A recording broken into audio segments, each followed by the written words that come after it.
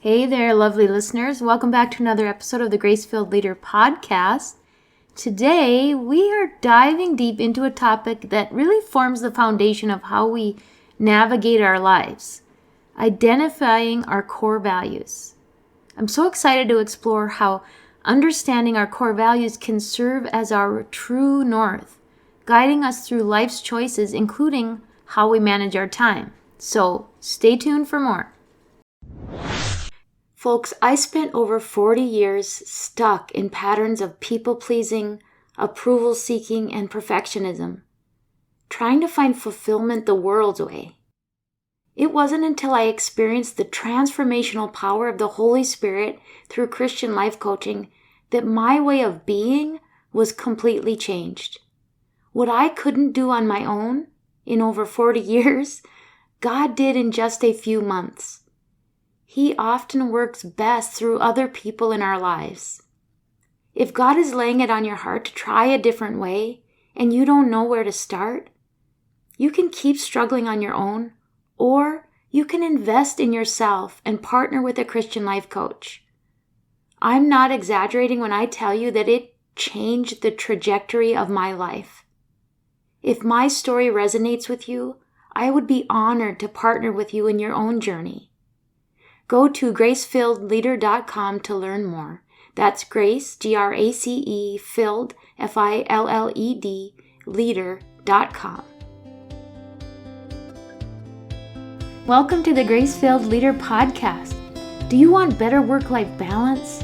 Do you get stuck in patterns of perfectionism and people-pleasing? Have you always been an overachiever but never really felt good enough, no matter how much outward success you achieve?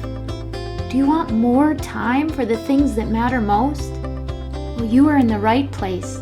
Here on the Grace-Filled Leader podcast, we focus on spirit-driven success and share the secrets to having better work-life balance as a busy woman in leadership. Here you will learn how to set boundaries like a boss, find peace of mind, and reclaim your time for the things that matter most. Hi, I'm Tanya, a wife, mom, leader, and certified Christian life coach. For most of my life, I tried to find worthiness through achievement. I spent decades people-pleasing and pouring myself into my work. I was looking for my value through the approval of others. This led me to feel burned out, empty, and exhausted. I had no time or energy for myself or my family. I realized that I was wasting time and energy looking for validation in all the wrong places. But my life changed when I finally surrendered and God showed me a different way. It is my mission to help you start living the abundant life God has for you. If you're ready to become fueled by grace and find freedom from people-pleasing, if you're ready to multiply your time and impact as a Christian woman in leadership, this podcast is for you. Roll up your sleeves, sister friends. It's time to get after it. So what exactly are core values? Well, think of them as the guiding principles that shape who you are and what matters most to you. They really are what guide our lives. They're like the compass that keeps you heading in the right direction, even when life gets chaotic. They are what guide our decisions, our actions, and what we see as our life purpose. Now, our core values initially are largely formed by our life experiences and how we are raised, but they do change and evolve over time. So it's important to routinely assess your core values. If we are not in alignment with our core values in our decisions or actions, we will ultimately feel unfulfilled. We will feel like something is missing or that we're out of balance. Core values can be things like faith, family, freedom, integrity, and balance. I recently reassessed my core values using a list that I found on Brené Brown's site, Dare to Lead, and those were the top 5 that stood out to me. If I had to pick the top 3, I would say that faith, family, and balance really stand out the most to me in this period of my life. But I wrote down those 4 core values: faith, family, freedom, integrity, and balance, and I have them posted on my computer monitor. I want to see them regularly so that they are ingrained in my visual recall when I need to use them as a filter for decision making. So let's take a moment to reflect on some of my core values and how that might impact your choices around time if you shared some of those same ones.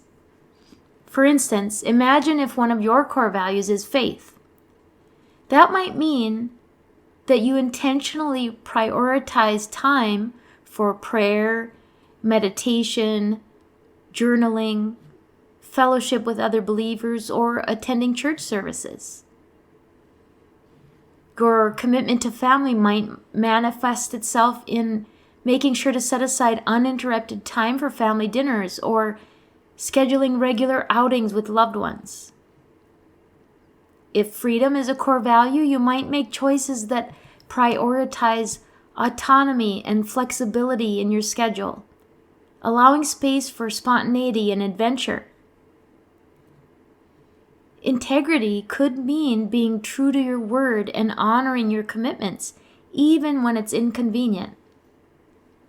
And balance might lead you to create daily systems or routines that foster inner peace and tranquility. They keep you feeling like you're balancing life and work, that you have harmony between the two. It means being intentional about what you say yes to in terms of using your very valuable resource of time.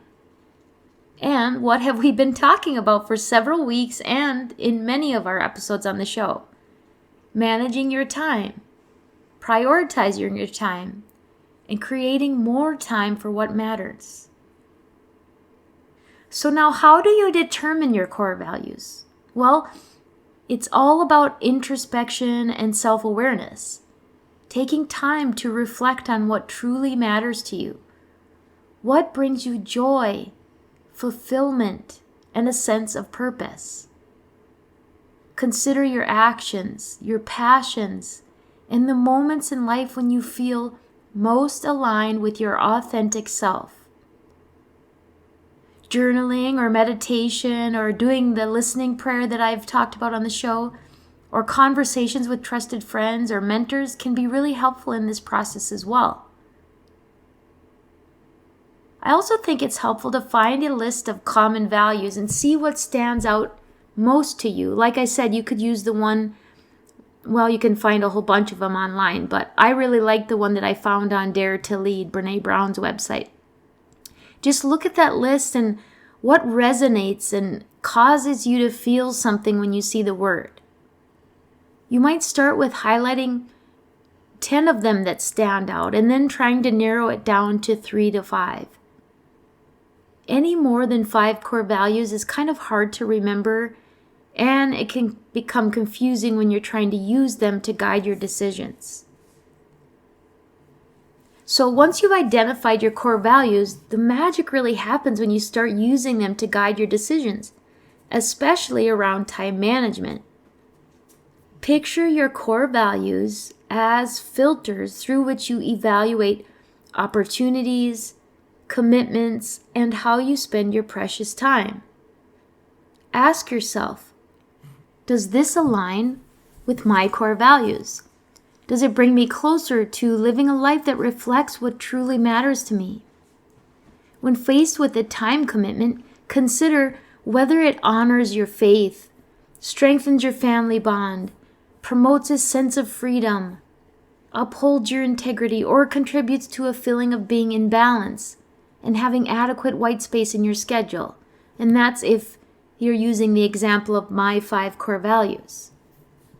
For those of us who struggle with saying no and find ourselves overcommitting, this has been a really important frame of reference. Sometimes I'm confronted with a choice about how to spend my time, and I really have to stop and measure my decision against my core values and priorities. For example, this past weekend, I had intended to stay home and get a bunch of work done for my podcast and my coaching business, plus some laundry and some housekeeping, but my daughter had planned on coming to our cabin in Canada for the weekend, where I find myself most other weekends helping my husband, and I really felt behind at home with laundry and housekeeping and with my project work. But I also never know when I will have quality time with my daughter, as she is so busy with med school and she doesn't live at home anymore. As I stopped and thought about my core values, family is one of the most important ones to me. And as I looked back to my vision board that I created for 2024, family and marriage were high priorities for me. I've been spending a lot of years giving what is most important to me, the little scraps of my time and energy. But I'm no longer willing to do that. The laundry and the mopping can wait. So I decided I could get the bare basics that I needed to get done at the cabin in regard to my podcast work, and being together with my husband and my daughter was far more important. Now, sometimes my family has to take a backseat to my core value of integrity because I need to honor other commitments. But this time was not one of them. I was able to give my time to what matters more. And just like me, for you, there may be times when two or more of your core values seem to come into conflict with each other. For example, you might have a work opportunity that conflicts with your desire to spend quality time with your family. In such cases, you may need to prioritize one core value over another. Much like I said with integrity, honoring one commitment might mean prioritizing one value over another. It's important to recognize that this doesn't mean that you're compromising your values, but rather you're making a choice that aligns with what matters most in that particular moment. It is a delicate balance, and sometimes it may require some tough decisions and sacrifices. But remember to be gentle with yourself and trust that you're doing the best that you can with the information and the resources you have.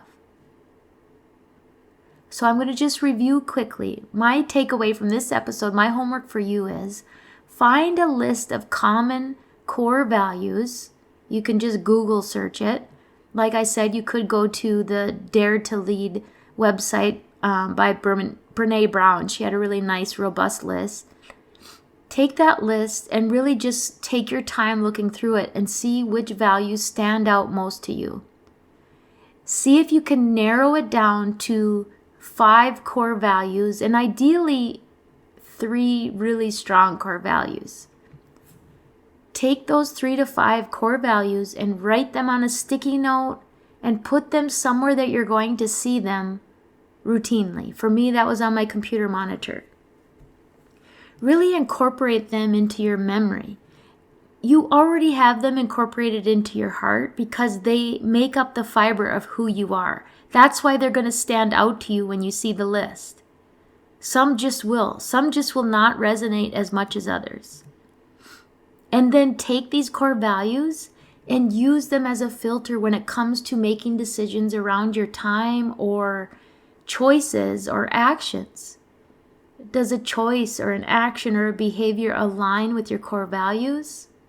If not, chances are you are not going to feel aligned with your authentic self. Identifying your core values is not just a nice exercise. It is a powerful tool for living a life of purpose, balance, and fulfillment. By understanding what truly matters to you and using your core values as guideposts, you can navigate life's choices with clarity and confidence.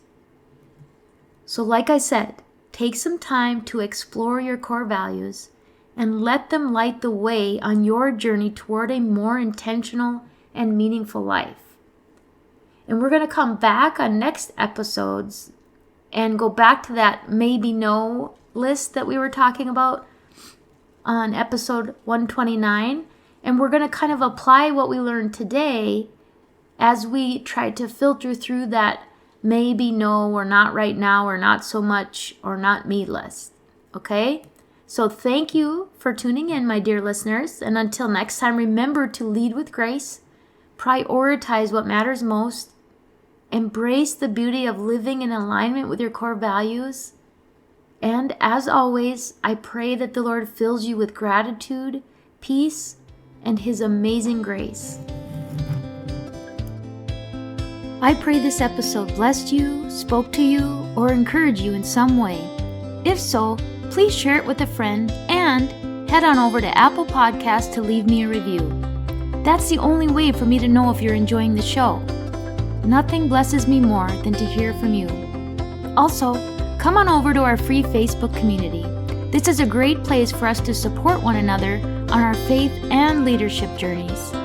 You can find the link to the group in the show notes or go to gracefilledleader.com/community. If you have questions or content ideas for the show, please send me a message on SpeakPipe or via email. Go to gracefilledleader.com/contact and leave a written or voice recorded message. I would love to know how I can best serve you on the podcast. Now to Him who can do immeasurably more than we can ask or imagine, according to His power that is at work within us. Ephesians 3, verse 20. Until next time, my friends, God bless.